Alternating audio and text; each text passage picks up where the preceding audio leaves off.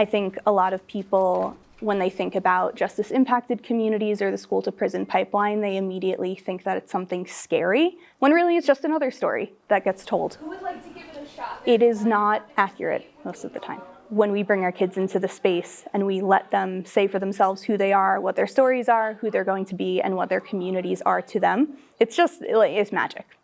They are truly, truly brilliant individuals. The Brink Literacy Project is a storytelling nonprofit, and what we do is we use the act of telling your story to change lives. And our focus is on the prison pipeline, so we work in youth preventative work, in facility, and reentry. So we're seeing what he's seeing. This space definitely taught me a lot about self-education, and that just honestly came from us just writing down so much. When you're able to get it down in other ways than just speaking, there's like power in that. The class that we're teaching here today is our Frames Youth program, specifically our Frames Masters Comics course. So the students have been working with us since the summer. We use comics to explore deeper issues and figure out what narratives we tell ourselves and in our communities. I want us to actually try something new to get us in the mode of thinking today. The students are working to write their stories for publication. When they asked what story do you want to do, I already immediately knew what story I was going to do. So the character is 14 years old, young, and he loves to explore. It's around that time I involved myself in a lot of things, and 14 was the age where I transitioned my perspective of life, so I chose that.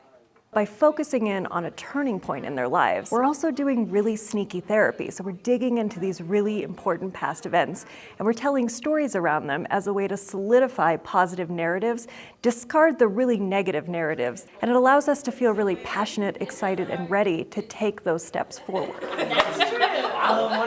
Once we start working on that in a kind of third-person perspective, not, oh, tell me about this horrible thing you went through, but what did that character do in that moment? How do we conceive of that character? How does the rest of the audience feel when this character is going through all of these things? We start to be able to empathize with each other and with ourselves in a way that a lot of people haven't been able to do before. We have a lot of these experiences that we're not really that proud about, but we start to realize that, if we want people to understand us and really know who we are on the inside, that we kind of got to get vulnerable. They let us be ourselves, and once one person feels the comfort to, be quirky or just be themselves, I think it's a very contagious feeling. Those details is what's going to drive that emotion. We all need steps to really execute on what we want out of this life. Seeing the building blocks you have to take to get there is what it really showed me. Yeah, I want